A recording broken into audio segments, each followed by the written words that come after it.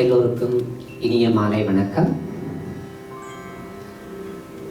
நாம் இன்றைய நிகழ்வை மங்கள விளக்கேற்றலுடன் ஆரம்பிக்க இருக்கின்றோம். மங்கள விளக்கேற்றுவதற்காக இன்றைய நிகழ்வின் சுவாமிகள் திருக்கைலாய கந்தப்பெரம்பரை திருஞான சம்பந்தர் ஆதீனம் அருட்குருநாதர் ஸ்ரீமத் சிவாகார தேசிய சுவாமிகள் அவர்களையும், சைவமன்றத்தின் தலைவர் திரு பகிரதன் அவர்களையும் திருமதி பகிரதன் அவர்களையும் மங்கள விளக்கேற்றுமாறு கேட்டுக்கொள்கின்றோம். மங்கள விளக்கேற்றும் போது இல்லக விளக்கு, அதைத் தொடர்ந்து தேவாரம் புராணம் பாடுவதற்காக நமது சைவமன்றத்தின் கடந்த கால தலைவர் திரு சபாநாதன் அவர்களை பெறுமாறு கேட்டுக்கொள்கின்றோம். இல்லக விளக்கது இருள் கடுப்பது, சொல்லக விளக்கது சோதி உள்ளது, பல்லக விளக்கது பலரும் காண்பது, நல்லக விளக்கது நமச்சிவாயவே, நல்லக விளக்கது நமச்சிவாயவே. சொற்றுணை வேதியன் சோதிவானவன், பொற்றுணை தீர்ந்தடி பொருந்த கைதோட, கற்றுணை பூட்டியோர் கடலில் பாற்றினோம், நற்றுணையாவது நமச்சிவாயவே. உலகெல்லாம் உணர்ந்து ஓதற்கரியவன், நிலவுலாவிய நீர்மணிவேணியன், அலையில் சோதியன் அம்பலத்தாடுவான், மலர் சிலம்படி வாழ்த்தி வணங்குவான். நன்றி.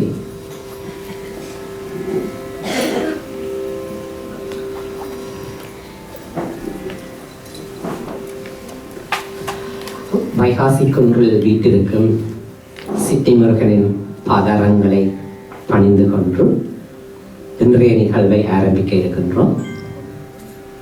முதலாவதாக இன்றைய நிகழ்வில் நாயகனாகிய திருக்கைலாய கந்தப்பெரம்பரை திருஞான சம்பந்தர் ஆதீனம் அருட்குருநாதர் ஸ்ரீமத் சிவாகார தேசிக சுவாமிகள் அவர்களை பற்றிய ஒரு அறிமுகத்துடன் இன்றைய விழாவை ஆரம்பிக்க இருக்கின்றோம். முதலாவதாக சிவாகார சுவாமிகள் அவர்கள் இந்த சித்திமுருகனுக்கு வந்தது இது முதல் தடவை அல்ல. 2014ஆம் ஆண்டு ஆஸ்திரேலிய சித்தி மாநகரில் நடைபெற்ற சித்திமுருகன் சைவநெறி மாநாட்டில் சிறப்பு விருந்தினராகவும் ஓதுவ மூர்த்திகளாகவும் அழைக்கப்பட்டிருந்தார். அவர் இந்த விழாவை சிறப்பித்து இந்த மாநாட்டில் பன்னிசை கச்சேரியையும் நடத்தியவர். மீண்டும் இந்த முறை இங்கு வந்து அடியார்கள் எல்லோருக்கும் ஒரு சிறந்த கருத்தினை, அதாவது எங்களுடைய திருமுறைகள் அதனை பற்றிய கருத்துக்களை வழங்க வந்துள்ளார். அவர் இங்கு வந்ததற்கு எமது முருகன் அவர்களை இங்கு கொண்டு வந்து சேர்த்திருக்கின்ற நாம் எல்லோரும் நல்ல பாக்கியம் செய்திருக்கின்றோம். அவர்களை முதல் முறையாக வருக வருக என்று வரவேற்றுக் கொள்கின்றோம். சுவாமிகள் தர்மபுர ஓதுவர் பயிற்சி பாடசாலையில் ஓதுவ மூர்த்திகளாக பயிற்சி பெற்று தமிழ்நாட்டின் பல்வேறு திருக்கோயில்களில் ஓதுவ மூர்த்திகளாகவும் மற்றும் அடியார்களுக்கு திருமுறைகள் பயிற்றுவித்த பணியையும் பல ஆண்டுகளாக மிக சிறப்பாக செய்து கொண்டு வந்துள்ளார். 2008ஆம் ஆண்டில் தமிழ் புலவர் பட்டய படிப்பினை நிறைவு செய்ததன் மூலமாக திருமுறை பாடல்கள் மற்றும் சைவ சமய நூல்களுக்கு இன்னும் ஆழமான தெளிவான விளக்கங்களை சொல்வதற்கு மிக உதவியாக இருந்தார்.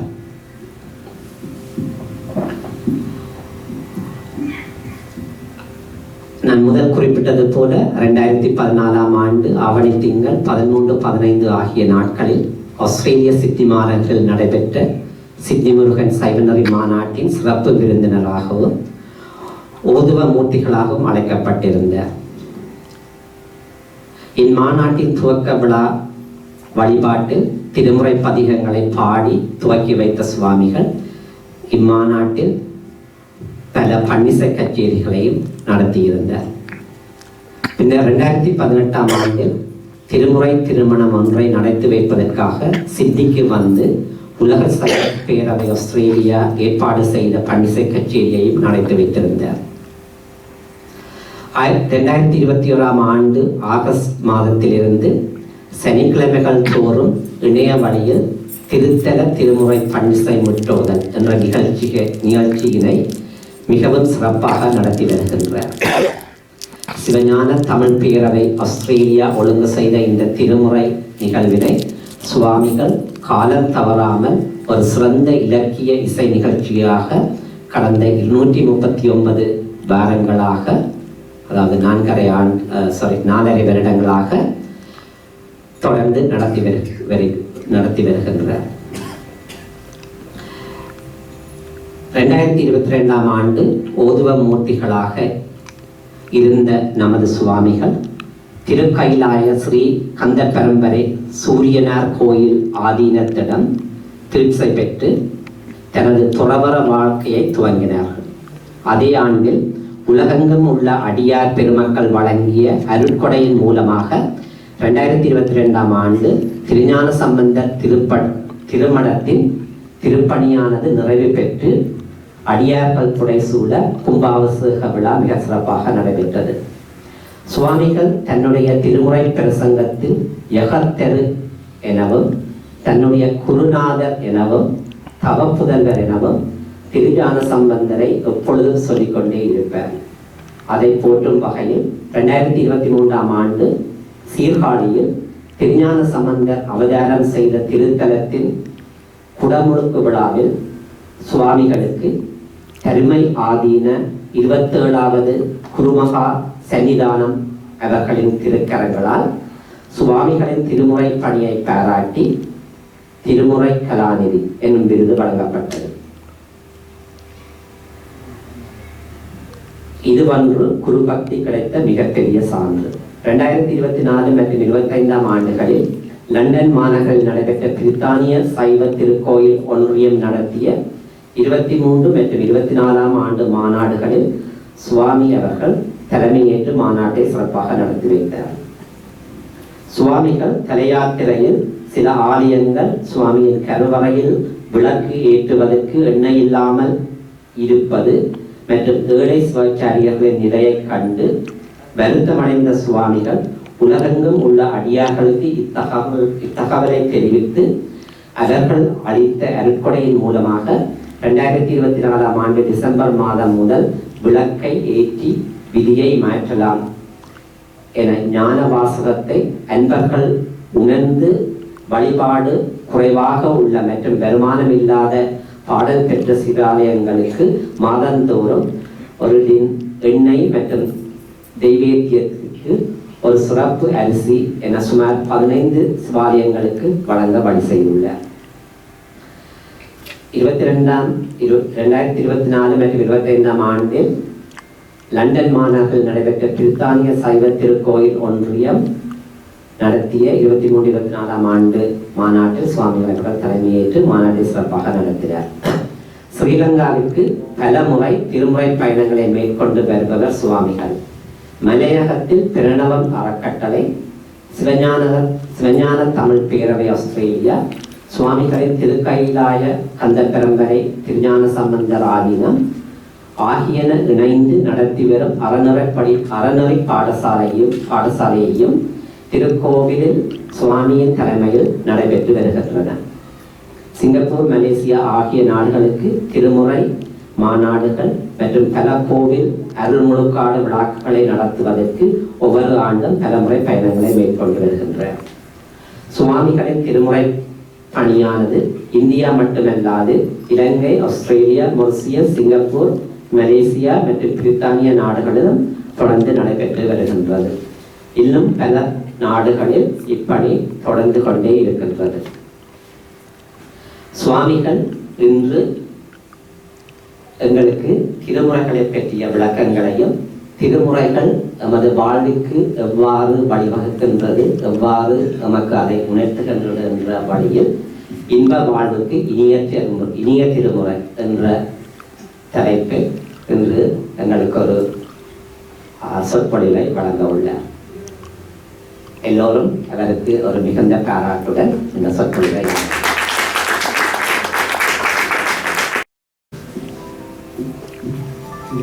சிற்றம்பலம். தென்னாருடைய சிவனே போற்றி, எந்நாட்டவர்க்கும் இறைவா போற்றி.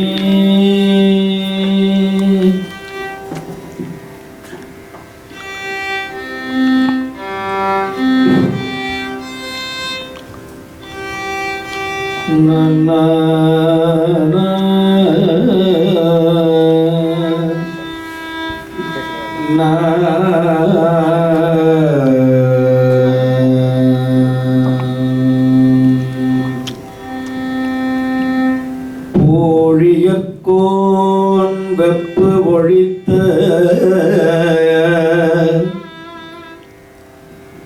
புகழியற்கோன் கடல்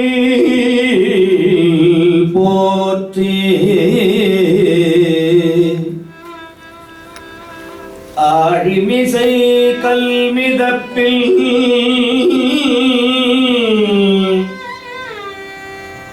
அணைந்த பிரானடி போற்றி.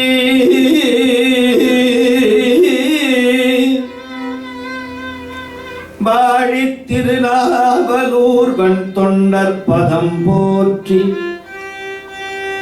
ஊழிமலி திருவாத ஊரர் திருத்தால் போற்றி போற்றி.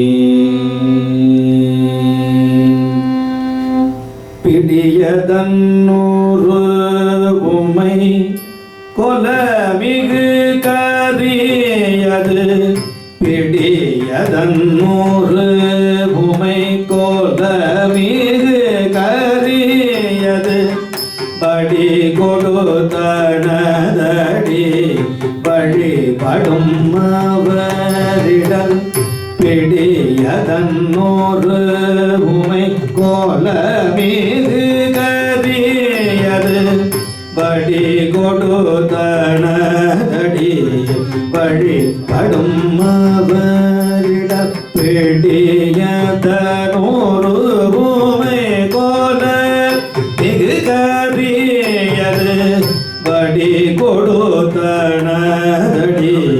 வழிபடும் அவரிடல்.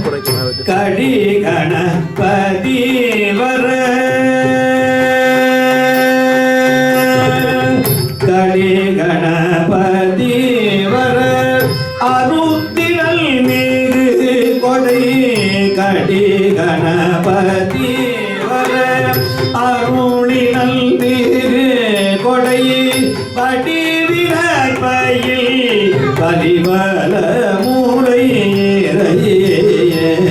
கடி கணபதி வர அருளினல் மிகு கொடை. படிவினர் பயில் பலிவல மூளை.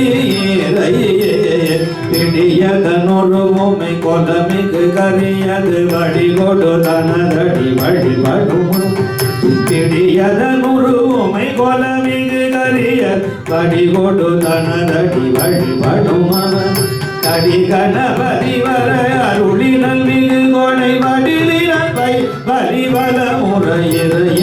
கடி கணபதி வர அருளினல் மிகு கொடை. வடிலினல் பை வலிவல முறையிறைய. கடி கணபதி வர அருளினல் மிகு கொடை படிவினர்மையில் பதிவல முறையிறை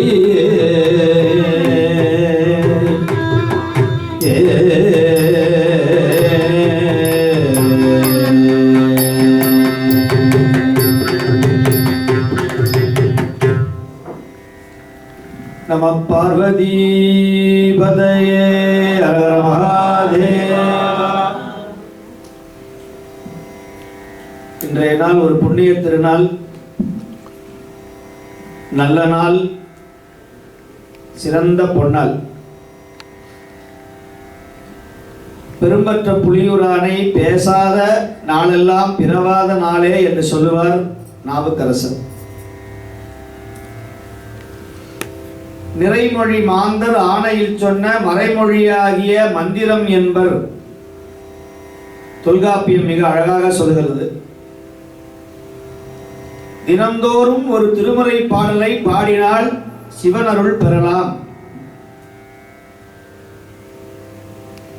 திருமுறை தினந்தோறும் ஒரு பாடலையாவது சொல்லணும் என்று நம்முடைய சைவ சமயம் மிக தெளிவாக சொல்லுகிறது.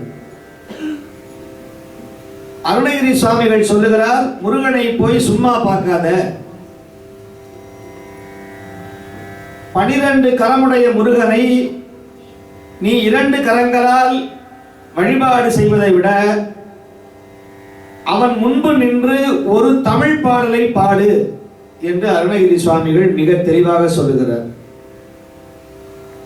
சரண கமலாலயத்தை அரை நிமிஷ நேரமட்டில் தவ முறை தியானம் வைக்க அறியாத சகட சக மூட மட்டி என்று திட்டுகிறார். ஒரு பொழுதும் இரு சரண நேசத்தே வைத்து உணரேனே உனது பழனிமலை எனும் ஊரை சேவித்து அறியேனே.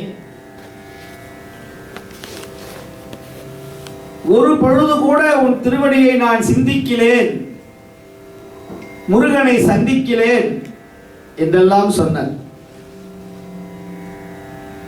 இன்று உங்களுக்கெல்லாம் ஒரு பெரிய புண்ணிய நாள், நல்ல நாள். நம்முடைய பாவ வினைகள் எல்லாம் தீர்க்கின்ற ஒரு சிறப்பு வாய்ந்த நல்ல நாள். கோபுர தரிசனம் கோடி புண்ணியம்,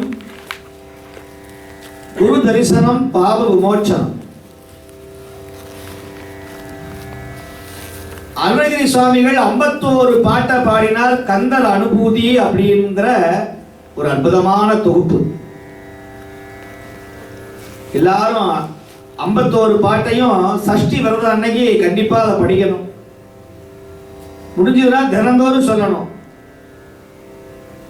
ஆடும் பரிவேலனி சேவலன பாடும் பணியே பணியாயருள்வாய் தேடும் கயமா முகனை செருவில் சாடும் தனியானை சகோதரனே உல்லாசனிலா குலயோகவித சல்லாப வினோதனுணியலையோ எல்லா மறையில் இழந்த நலம் சொல்லார் முருகா சுரமோபதியே வானோ புனல் பார் கனல் மாறுதமோ ஞானோதயமோ நவில் நான் மறையோ யானோ மனமோ எனையான இடம் தானோ பொருளாவது சண்முகனே உருவாய் அருவாய் உலதாய் இலதாய் அருவாய் மலராய் அடியாய் ஒளியாய் கருவாய் உயிராய் கரியாய் விதியாய் உருவாய் வருவாய் அருள்வாய் யுகனே.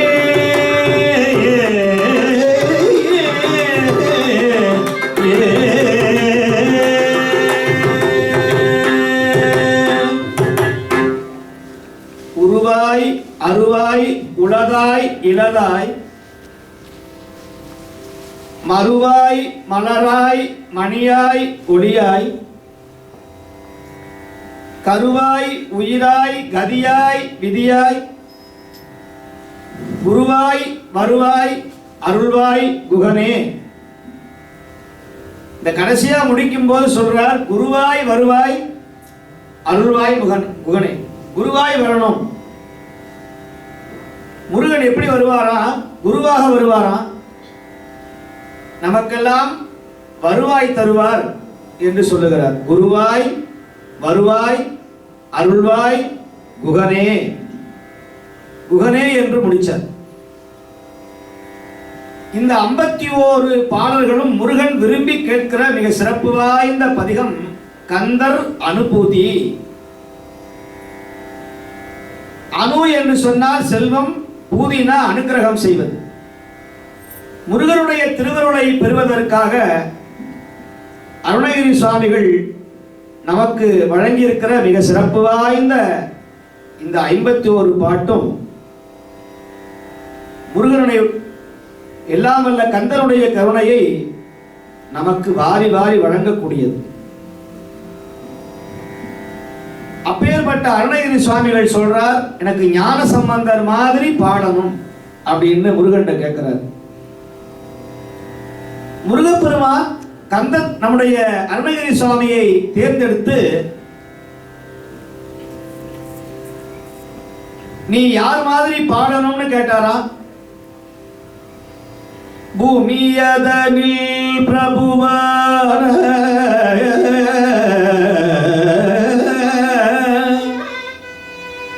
பூமியதனில் பிரபுவான புகழியில் வித்தகர் போல அமிர்த கவி தொடைப்பாட அடிமை தனக்கு அருள்வாயே முருகா. அடிமை தனக்கு அருள்வாயே முருகா முருகா. ஞான சம்பந்தர் மாதிரி பாடணும் என்று கேட்டாரா அருணகிரி சுவாமிகள். அருணகிரி சுவாமியை பார்த்து முருகன் என்னை பார்த்து பாடு என்று சொன்னால் அருணகிரி சுவாமிகளால் பாட முடியல. 12 வருஷம் மௌனமா இருந்தார். 2 நாளைக்கு பேசாம இருந்தா 3ஆவது நாள் பேச்சு வராது. ஒரு நாள் முழுக்க மௌனமா இருந்தா நமக்கே வாய் ஒட்டிக்கொள்ளும். அதனாலதான் ஆடாத காலம் பாடாத வாயு சும்மாவே இருக்காது அப்படின்னு சொல்லுவார்கள். பாடுகிறவர்கள் பேசுகிறவர்கள் பேசிக்கொண்டே இருக்கணும், பாடிக்கொண்டே இருக்கணும். இல்லைன்னா அது திரும்ப அது பயிற்சியாக வராது. இப்ப அருணகிரி சுவாமிகள் அவரால் பாட முடியல. முருகன் சொல்றார், பாடு அருணகிரி என்று சொல்லுகிறார். அருணகிரி சுவாமிகளால் பாட முடியல. உடனே அவருடைய நாக்கில ஓம்னு பிரணவத்தை எழுதுகிறார் கந்தன். இப்போ அருணகிரி சுவாமியை பார்த்து அப்படின்னார். இவர் பாட முயற்சிக்கிறார். வாயில இருந்து முருகாங்கிற பதில அப்படிங்கிறார்.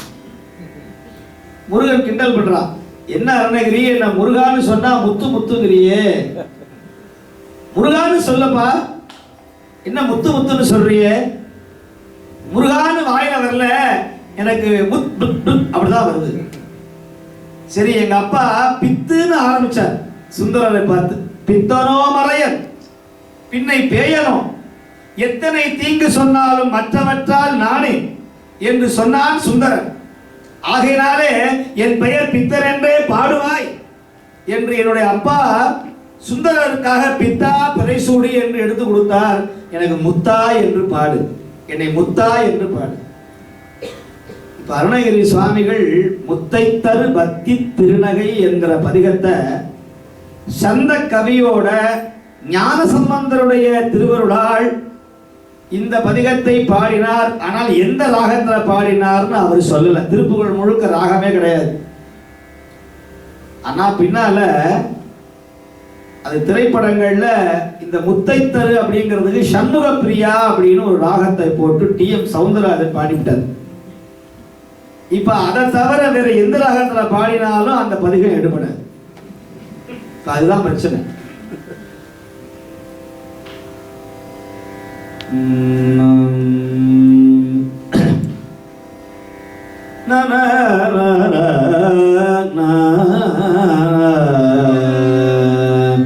முத்தை தருபத்தி திருநகை அத்தி கிரசக்தி சரவண முத்தி கொருவித்து குருபரையன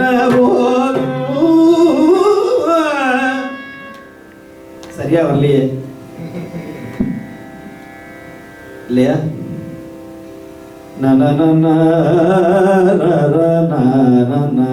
முத்தை தருபத்தி திருநகை அத்தி கிரை சத்தி சரவண முத்தி கொருவித்து குருவரையன ஓதும். சரியா வரல?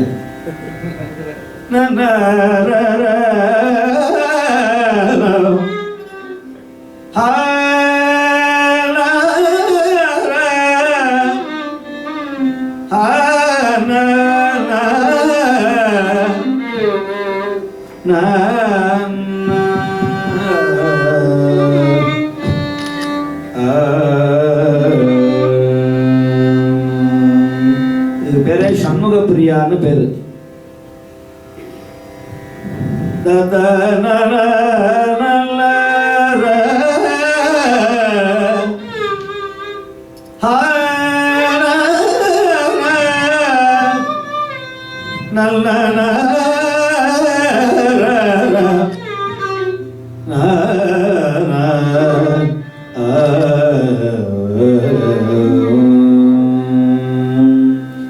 முத்தை தருபத்தி திருநகை அத்தி கிரை சத்தி சரவண மூர்த்தி கொருவித்து குருவரையன ஓதும். முத்தை தருபத்தி திருநகை அத்தி கிரை சத்தி சரவண மூர்த்தி கொருவித்து குருவரையன ஓதும். பூக்கள் பரமத்து சுருதி உட்பட்டது கற்பில் திருவருமும் பத்து முவர்க்க தமரும் அடிவேன தலை தத்த கணிதொழு மற்றை கிரி மற்றை பொருதொழு மற்ற பகல் மற்ற பத்தர் கிரதத்தை கடவிய பற்றி நெச்சம் கருவல் பற்றி துளநற்றி கருவதும் ஒரு நாளே தித்தித்தயவத்த பரிமுற நிற்க பத வைத்து பயிரவிதை கொக்க நடிக்க கழுதொரு கழுதாட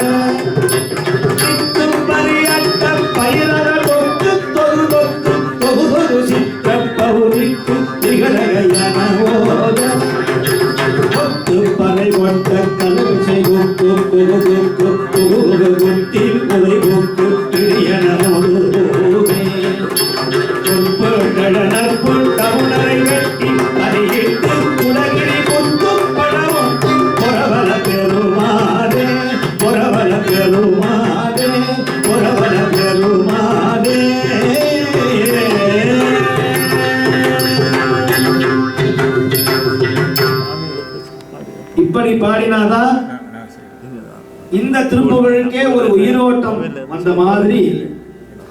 அதற்கு காரணம் முருகனுடைய ராகம் இந்த சண்முக பிரியா அப்படிங்கிற ஒரு ராகம். இப்படி பாடுவதற்கு குருவாக இருந்தவர் ஞானசம்பந்தர். ஞானசம்பந்தருடைய வழியை பின்பற்றித்தான் அருணகிரி சுவாமிகள் இந்த திருப்புகளை எல்லாம் பாடினார். அதனாலதான் நான் இந்த வைகாசி குன்று என்று சொல்லக்கூடிய இந்த சித்தி முருகனுடைய இந்த புண்ணிய ஆலயத்திலே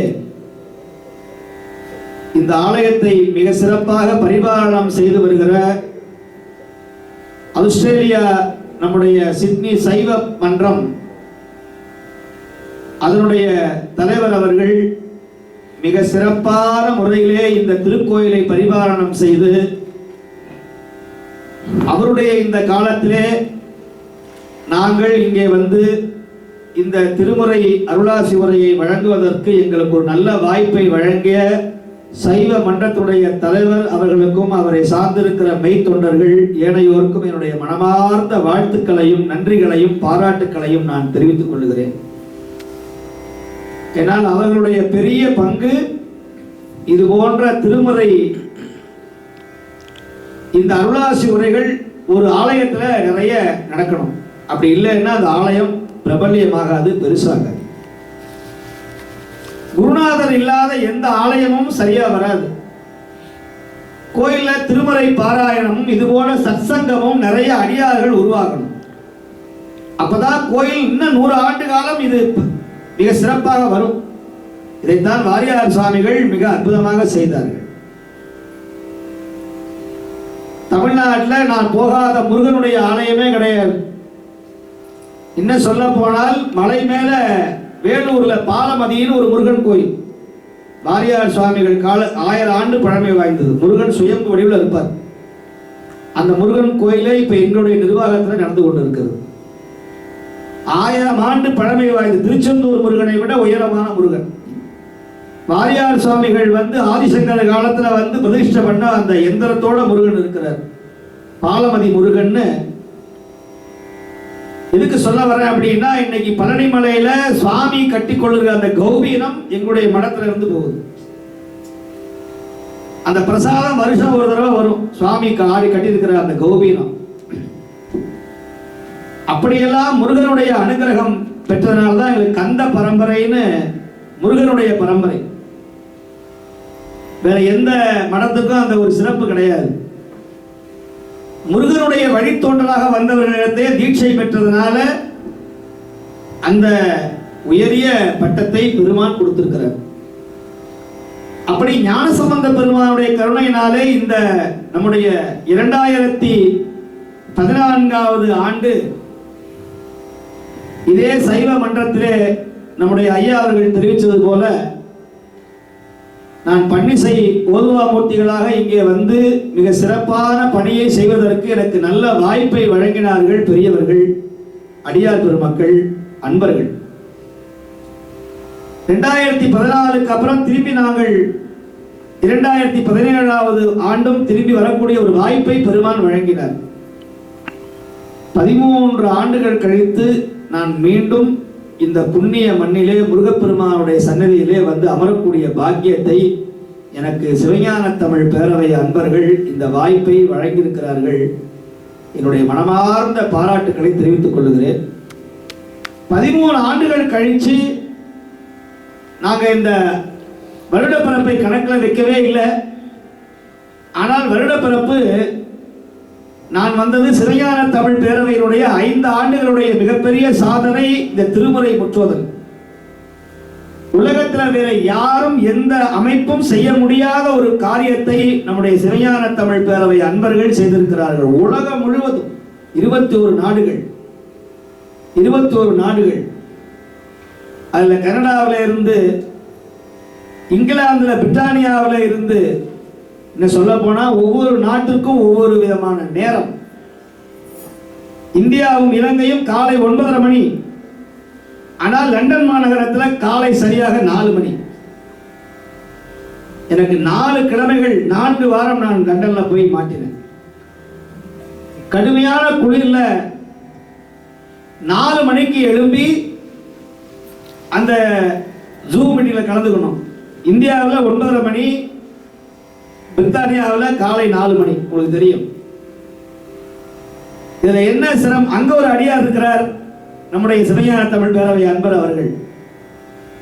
அவர்கள் எல்லாம் 4 மணிக்கெல்லாம் எழும்பி எல்லாரும் அந்த வீட்டில் இருக்கிற எல்லா கதவையும் அடைச்சு, என்ன இங்க மாதிரி கிடையாது, அங்க பக்கத்துல அவன் முரட்டு ஆள், பிரிட்டிஷ்காரன், நம்மவே ஆண்ட சத்தம் வெளியே வரக்கூடாதுன்னு சொல்லி எல்லா கதவையும் அடைச்சி அந்த 4 மணியில இருந்து 5:30 மணி வரையிலும் அப்படியெல்லாம் திருமுறைகளை நடத்தக்கூடிய ஒரு வாய்ப்பை இறைவன் எங்களுக்கு வழங்கினார். இந்த அனுபவம் எல்லாம் ஒரு பெரிய அனுபவமாவே பேசலாம். இந்த திருமுறையை பற்றி பேசணும்னா ஒரு பெரிய அனுபவமாவே பேசிக்கொண்டே இருக்கலாம். அப்படி ஒரு அதிசயத்தை, அற்புதத்தை நிகழ்த்தியது நம்முடைய திருமுறைகள். இப்படி ஆஸ்திரேலியாவிலிருந்து துவங்கிய இந்த பயணம் அது இந்தியாவில் நிறைய அன்பர்கள் சனிக்கிழமை காலை 9:30 மணிக்கெல்லாம் எல்லாரும் விடுவார்கள். அதில் இணைஞ்சு கிட்டத்தட்ட 5 வருஷமாக, 4.25 வருஷமாக ஒரு நாள் தவறாது, ஒரு நாள் கூட, ஒரு கிழமை கூட தவறாது மிக சிறப்பாக வெற்றிகரமாக இந்த சிவப்பணியை மூவருடைய தேவாரத்தை சிதம்பரத்தில் துவங்கி கைலாய வரையிலும் நாங்கள் அந்த பதிகத்தை வெற்றிகரமாக பாடி நிறைவு செய்து இப்பொழுது பொது பதிகத்தை பாடிக்கொண்டிருக்கிறோம். இந்த நல்ல வாய்ப்பை அது இல்லாம பெரிய புராணமும் அதுல திருப்புகழும் இதையும் சேர்த்து பாடக்கூடிய வாய்ப்பையும் எங்களுக்கு வழங்கியிருக்கிறார்கள். அதனால இன்று சனிக்கிழமையிலிருந்து நாளை மறுநாள் செவ்வாய்க்கிழமை வரையிலும் புத்தாண்டு அன்று கிட்டத்தட்ட 4 தலைப்பிலே திருமுறைகளை பாடுவதற்கு நம்முடைய பெருமக்கள் நமக்கு வாய்ப்பை வழங்கியிருக்கிறார்கள். அப்படி திருமுறைகள் நம்முடைய வாழ்க்கையில் நிறைய நன்மைகளை செய்யும். ஒரு பதிகமாவது தேவாரம் சுவாமி முன்னாடி நின்று பாடணும் அப்படின்னு சொன்ன அதைத்தான் அருணகிரி சுவாமிகளும் அதை சொல்லுகிறார். இந்த தேவாரங்கள்ல நிறைய பிரச்சனை, ராகம், தாளம், இது எப்படி நாங்கள் பாடுவது, எப்படி எங்களால் இந்த திருமுறைகளை பாட முடியும் அப்படிங்கிற ஒரு பெரிய இடர்பாடு. நான் 2014 வருகிற பொழுது நம்முடைய ஓதுவா மூர்த்தி ஐயா அவர்கள் நம்முடைய வானொலி தாத்தா என்று சொல்லுவார்கள். அவர்களை போன்ற பெரியவர்கள் எல்லாம் இங்கே நிறைய பிள்ளைகளுக்கெல்லாம் பாடம் எடுத்துக் கொண்டிருந்தார்கள். ஆனால் இப்பொழுது நிலைமைகள் மிக மிக அரிதாக போயிடுச்சு. இதையெல்லாம் மாறணும். ஓதுவா மூர்த்திகளால் பன்னிசை பயிற்சி வகுப்புகள் துவங்கணும். அப்படி இந்த நிலைமைகளெல்லாம் வரணுங்கிறதுக்காகத்தான் என்னுடைய இந்த வருகையும் மிக சிறப்பு வாய்ந்ததாக இருக்கிறது. இந்த ஆண்டு மிக சிறப்பு வாய்ந்த ஆண்டு, பிரபாவ ஆண்டுன்னு சொல்லுவார்கள். தமிழ் வருடத்தில் 60 ஆண்டுல 40வது வருஷம் இது. இந்த ஆண்டு மிக மிக செழிப்பு வாய்ந்தது, நன்மை தரக்கூடிய ஒரு ஆண்டாக விளங்கி வருகிறது என்று பஞ்சாங்கம் சொல்கிறது. அப்பேற்பட்ட இந்த ஆண்டை நாம் ஆஸ்திரேலியாவில் இருக்கிற சிட்னி முருகனுடைய திருவடியில இருந்து நாம் அனைவரும் துவங்க இருக்கிறோம். அதனால திருமுறையோடு துவங்க இருக்கிறோம், திருப்பதிகளோடு துவங்க இருக்கிறோம். எனக்கு நல்ல ஞாபகம் இருக்கிறது. நாங்கள் 2014ஆம் வருஷம் நம்முடைய உலக சைவ மாநாட்டை நம்முடைய சைவ மன்றம் மிக சிறப்பாக ஏற்றி போற்றி நடத்துகிற பொழுது நம்முடைய அரும்பெரும் தலைவர் நம்முடைய அர்ஜுனமணியா அவர்கள் இந்த நிகழ்ச்சி மாநாடு துவங்குவதற்கு முன்னால ஒரு விண்ணப்பம் வச்சார். இடர்களையும் பதிகம் பாட வேண்டும் சுவாமி என்று சொன்னார். எனக்கு ரொம்ப ஆச்சரியம். எதுக்கு இடர்களையும் பதிகம் நம்ம பாடணும்? அதான் கொடியேற்றமே, சைவ கொடியேற்ற, நந்தி கொடியேற்றமே. இல்லை இல்லை, இடர்களையும் பதிகம் பாடி, கோளறு பதிகம் பாடி இந்த மாநாட்டை துவங்கணும். அப்பதான் எந்த விதமான இடையூறும் வாராது, வெற்றி பெறும் என்று சொன்னார். அன்னைக்கு இதே மாதிரியான கால சூழ்நிலை. நாங்கள் பாடுகிற பொழுது மழைக்கான அறிகுறியே இல்லை. ஆனால் அடுத்த நாள் மாநாடு துவங்கிய உடனேயே கடுமையான காற்றும் மழையும் வந்து சேர்ந்தது. இருந்த அன்பர்கள் சாட்சியாக இருக்கிறார்கள். அதுல இப்ப இருக்கிற தர்மபுர ஆதீனமும் நான் நம்முடைய நெல்லை ஆதீனம் வந்து சேர்ந்தோம். அதுல இந்த கோயிலுக்கு முன்னாடி தங்கியிருந்தோம். ஒரு 2 நாள் 3 நாள் நான், அவர், நெல்லை ஆதீனம். அது அவருக்கு சரியான காய்ச்சல் வந்துருச்சு நெல்லை ஆதீனத்துக்கு. அப்ப இருக்கிற தர்மபுர ஆதீனம் போய் மாத்திரையை பேராசிட்டமால் எடுத்து, இந்தாங்க சாமி சாப்பிடுங்க அப்படின்னாரு. சாமியை நான் தெரியாதனமா வந்து மாட்டிக்கிட்டேன், என்னால குளிர் தாங்க முடியல அப்படின்னு அவருக்கு கஷாயம் வச்சு கொடுத்தார்.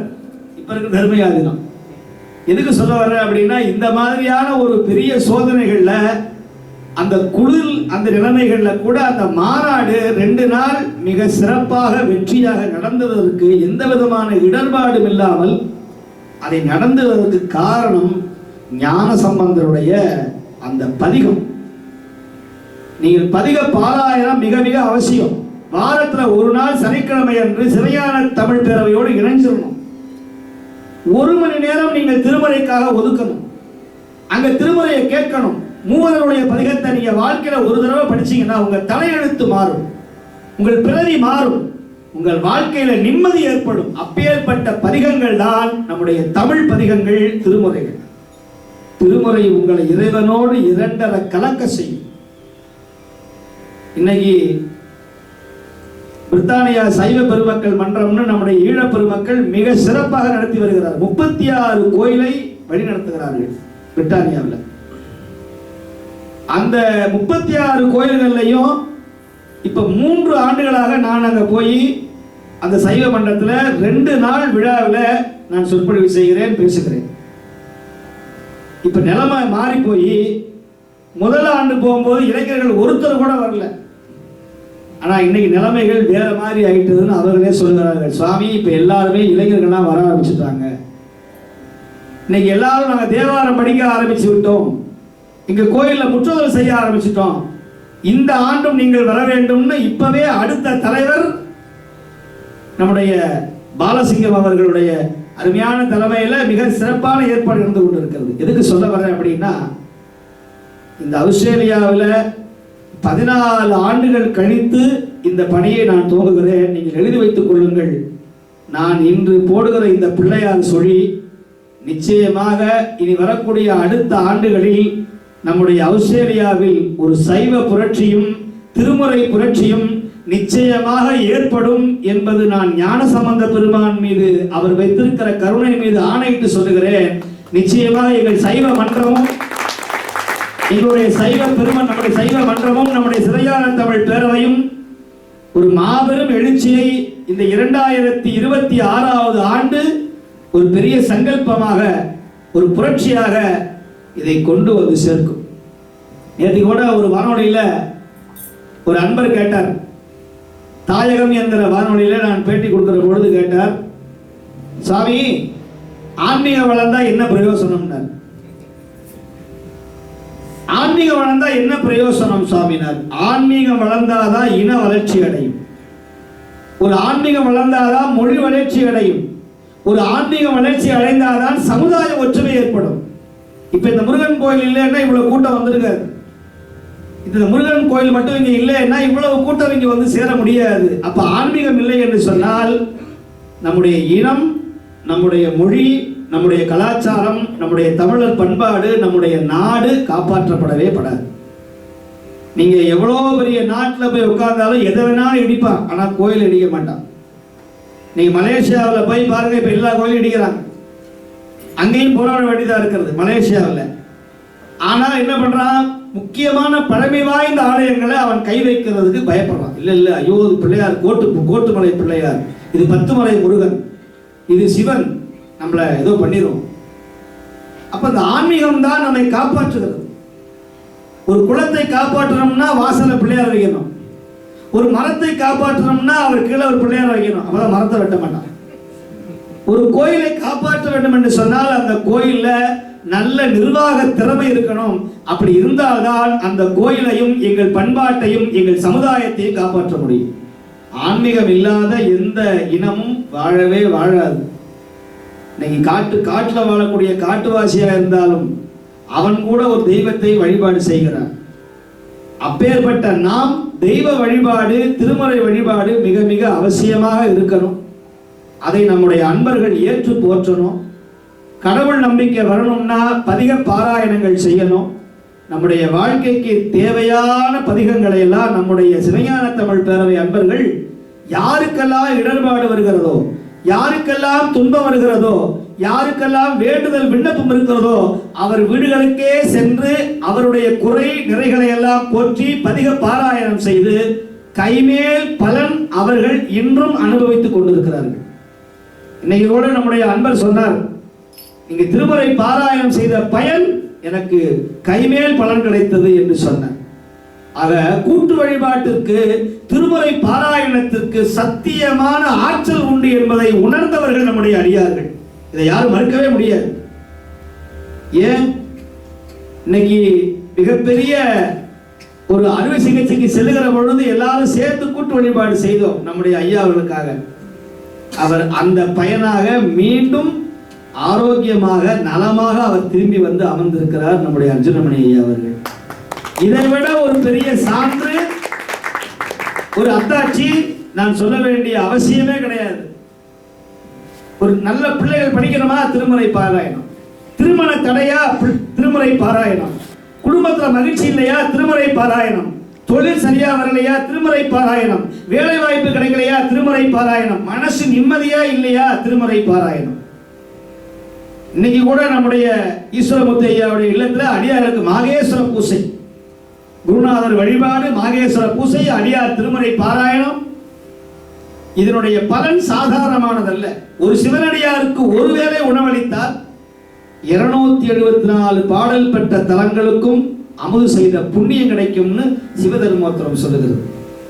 அதனால ஒரு அடியார அன்பர்களை உபசரிக்கலன்னு சொன்னா, ஒரு மடாதிபதியை, ஒரு ஞானியை, ஒரு சிவனடியாரை நாம் ஏற்று போற்றுவது மிகப்பெரிய பாக்கியம். அது எல்லாருக்கும் கிடைக்காது. இன்ன வரைக்கும் நான் தமிழ்நாட்டில் யார் வீட்டுக்கும் போக மாட்டேன். நம்முடைய அடியார்கள், நம்முடைய அன்பர்கள் வீட்டில் தான் போகணும்னு சட்டமே இருக்கு. அப்படி கடல் கடந்து வந்து இங்க இருக்கிற அடியார்களை சந்தித்து நம்முடைய தமிழ் சமுதாயம் வெற்றி பெற வேண்டும், அவர்கள் வாழ்க்கையில முன்னேற வேண்டும் என்பதற்காகவே பாடுபடுகிற நம்முடைய சைவ மன்றமும் நம்முடைய சிவஞான தமிழ் பேரவையும் 2 கண்களாகவே இருந்து நம்முடைய அடியார்களை எல்லாம், உலகெங்கிலும் இருக்கிற அன்பர்களை எல்லாம் திருமுறை வழியிலே அவர்களை பாதுகாக்க வேண்டும் என்கிற சீரிய உணர்வினாலே நம்முடைய திருமுறை திருத்தல முற்றோர்களை செய்து வருகிறார்கள். இல்லந்தோறும் திருமுறைகளை செய்து வருகிறார்கள்.